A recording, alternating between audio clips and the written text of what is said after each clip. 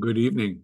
This is the Elliott wave update for the S&P 500 and the NASDAQ 100 for Tuesday, April the 9th, 2024. Well, it actually was a zero-sum gain today, yet again. The markets opened higher. They ran up, reached the session highs early, and then went through a pretty strong sell-off, and then ended up buying it all back to finish back up at the highs. So zero-sum gain, and it actually does absolutely nothing to either side of the two counts that I'm running side by side here as we now sit and wait for the CPI and the PPI and the rest of the data that'll be coming out tomorrow and Thursday. Now,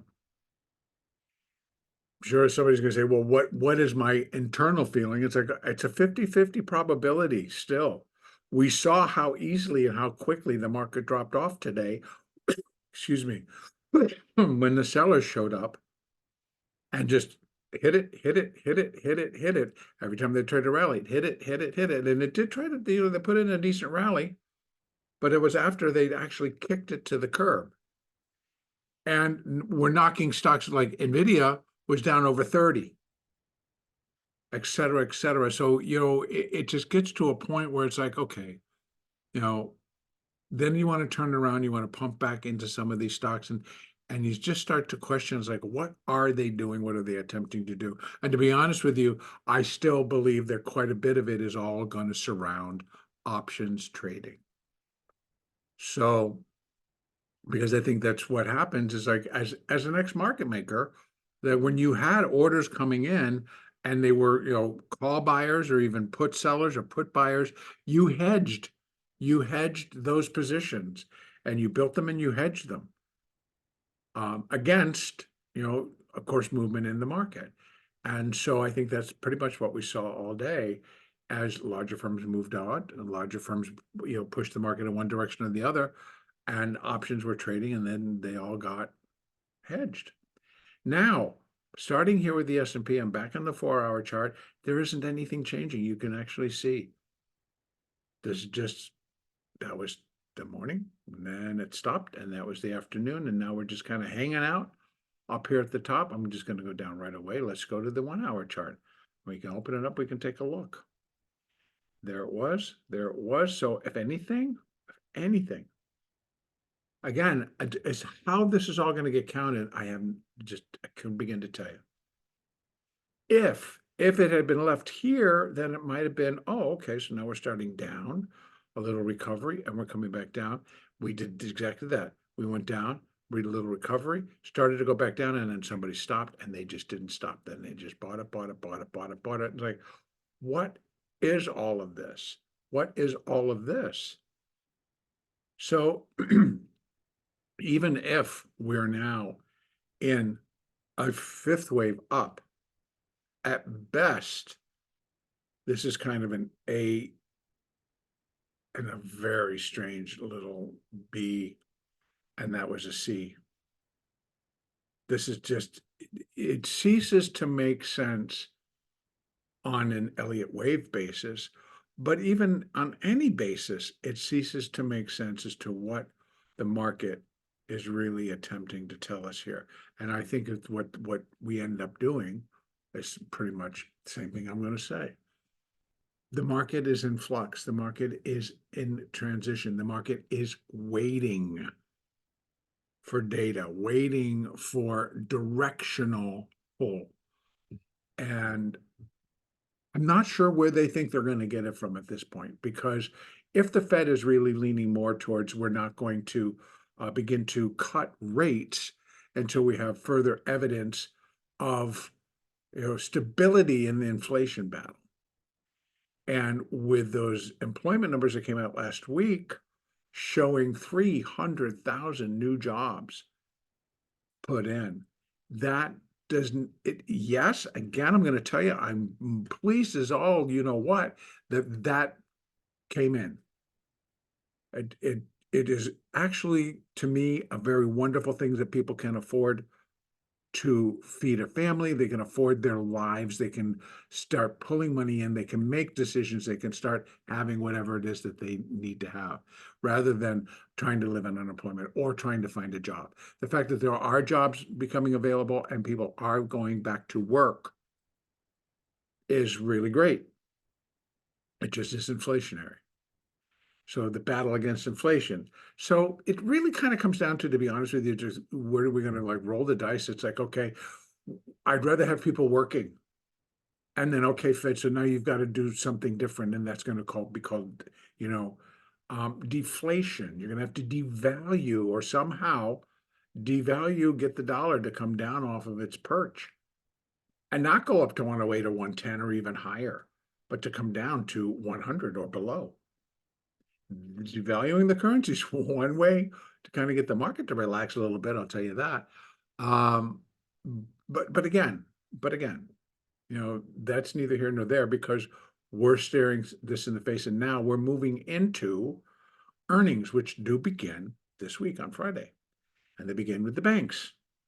And I think that may or may not set the tone. I don't know.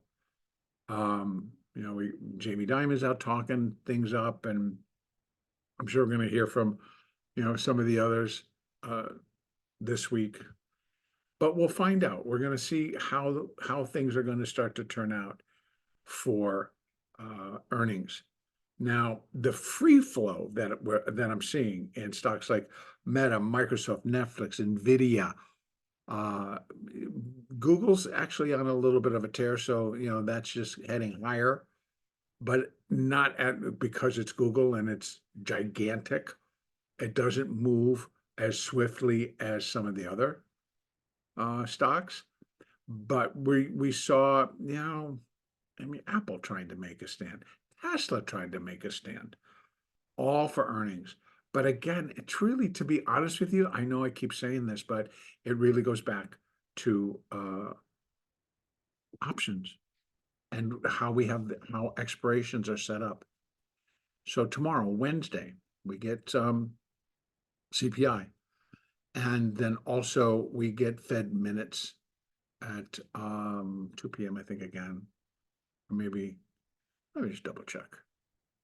When do they actually come out? The Fed minutes, yeah, 2 p.m. Eastern. So to fill in any blanks to people that go, well, did they say that, or what are they really saying? I'm not sure that it's going to be any different than what we already know. Now back to the S&P. I'm sorry, I keep diverging over to other things. So if we just had to follow through on this, if anything, I got a 1 and then a 2, and this is a 1, 2, 3, a little 4, and then we get a 5. So we could say things are leaning more towards an upside, a continuation of what has been going on, or it's not, or it's going to turn, because right now, if it does, it has to come down pretty far. But if it comes down and starts to break below 52.45, 44, then it's going to leave it as 3 up, and that's going to tell you that we're doing another leg down. Again, hitting and staying inside the box. Now, those numbers come out tomorrow starting at 8:30 a.m. Eastern. That's when we get consumer price. And then we get wholesale inventories at 10 a.m. And we have 1, 2 Fed president and a Fed governor out speaking, and then the Fed minutes themselves at 2 p.m. along with the federal budget. That ought to be exciting. And then on Thursday, we do have as well, we have PPI, initial jobless claims, PPI. And then we get a host of Fed officials out on the stump. So what can we expect? Again, I'm going to tell you, I thought this was going to break down, but you see it stayed right within the range. And I thought, okay, if this is going to break out, it did not get above 52.74, 75. And that's what it needed to do.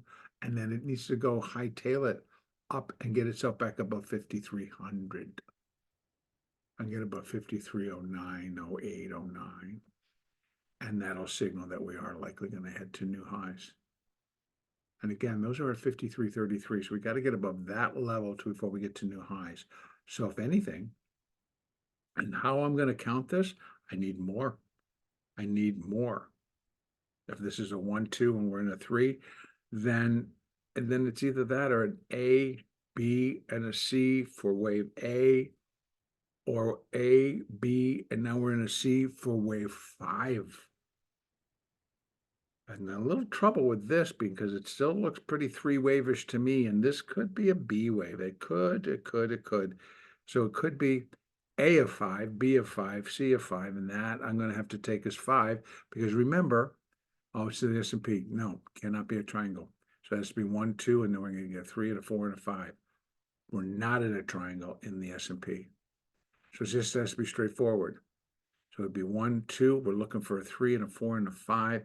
Remember what we have, 5412 is where wave 5 would be equal to wave 1. Minute wave 5 would be equal to minute wave 1.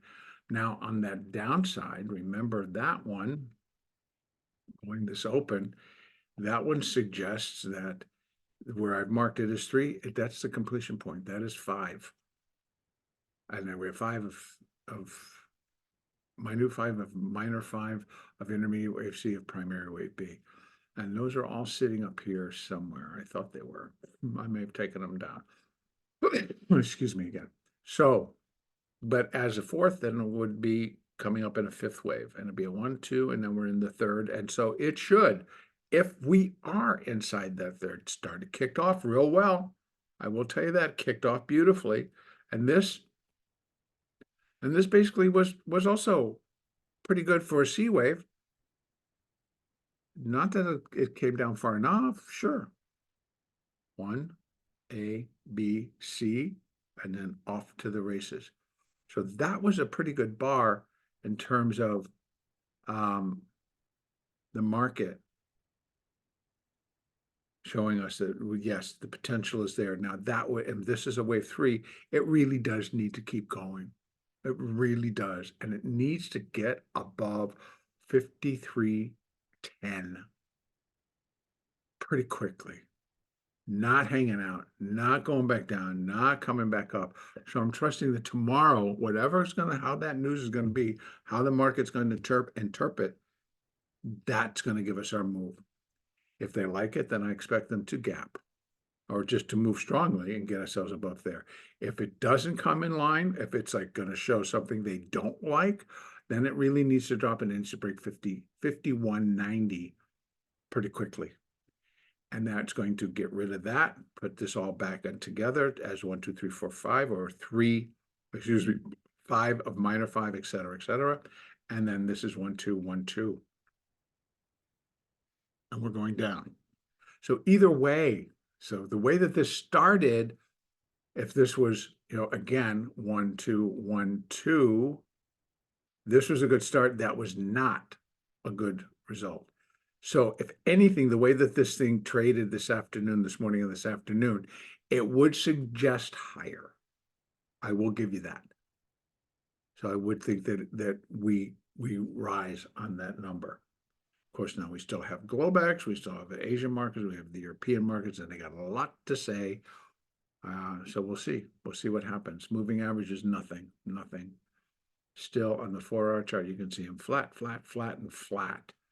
If I bring it down and we take a look at the hourly chart and we open it up, you can see that they still need to get back above the 200. So they managed to do that, and now it's going to give us the old, 5 p.m. close above the 1 hour 200 moving average. And the others, you can see, click, click, and now, but they need to get back above that 50. So in other words, it's like this drove it lower, and they all kind of came into place to go lower, and then this one move and change it all back. They've hooked, and they're all going. There's the 13, the 20, and the 50, all tipping to go higher. So right now, the way they're going to leave it, we're looking for that continuation to the upside. Over in the NASDAQ, what a beast. The S&P actually came down a lot further in terms of percentages towards this low than the NASDAQ did. But here we are, same. Run up, get to the top of the, whatever this is, whatever this line in the sand is, get up to the top, sink all the way back down. And that was, 18,405 to 18,165 or 160. I was like, yikes. That's over 360 points, 340 points, high to low, all very quickly. And then run it all the way back up to finish up 88, and that's on a downtick. So it was quite the ride, but I have to tell you, here's the other thing, and it's like, as someone I do day trade the NASDAQ, and I'm telling you, it was like this, like, okay, just toss it out there, boom and boom. And when they came in and they're buying it like they were, you just had to step in and let it go. There's a quick 500, 600, $700, $1,000. It's like, yep. And that's what they're giving away. And also to the downside, it was a little bit more of a battle, but when they were initially doing it and they were dropping, they just walk in and hit all the bids. And it's just, you just slides. And it's the same deal. You just get in and you write it down. So day trading, yeah, there was plenty of money there. Everybody should have had a fun day. And again, position trading yeah. I feel for it. I understand for it. But it's like, I don't know what people are hoping for. But either side, nobody's willing to take the stand until we get the data tomorrow and Thursday. So here in the NASDAQ, I've got this on to show downside. And I did that because of what the market was doing. But I'm now going to take that off. I didn't want to duplicate it. So let's remove it once, remove it twice. So what we have, again, if it's 1, 2, first we have from this high, 1, 2, 1, 2, and now we're back up. This second wave, it's just so bizarre. This is A, and this is all going to be a B. And then this is the start of a C wave. We can get up higher. We have a couple of more points in here where, you could go like this and come down. Come on. And bring it back down to here. And you can see we have 18,515, which is just be where the C wave would be equal to the A wave and not exceed. So it still could be 1, 2, and the drop would be very severe. So that is a possibility, okay, for the NASDAQ.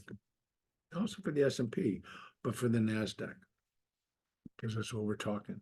So it has that room. They can continue to chug along and buy it back up and get it up to here. Now, if it breaks, then of course it can't be a wave 2.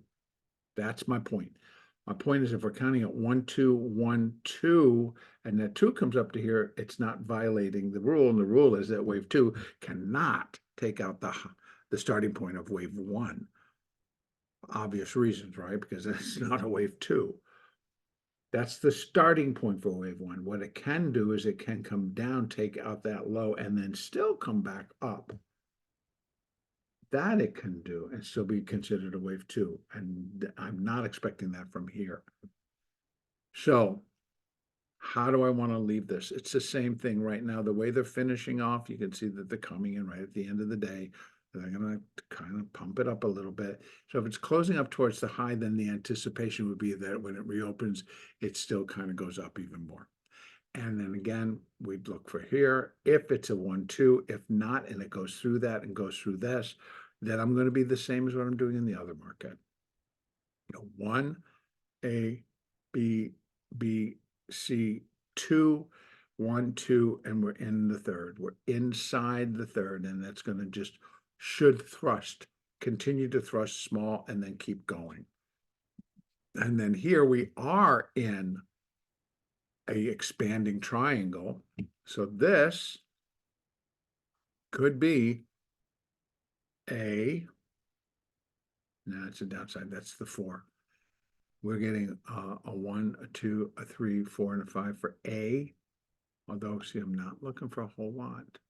Well, I am from here. 18,951 would be my target for wave 5. But we have the 1. This is just for wave 3. But I'd be looking for it to go further. So maybe up to here, maybe even up to here. That would be a nice wave 3.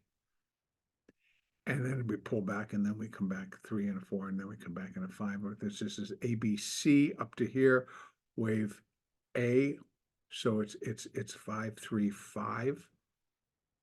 And therefore that it's a zigzag, and it's going to be just wave A of 5. Because I'd hate to think that this is like, it's going to be strange, but we're going to have to let it play out and see what it comes up. But again, looking for a zigzag up like we had all across the board in the other impulses, and get it up and eventually up into here, at least above this high at 18,709. That has been the high on the previous count.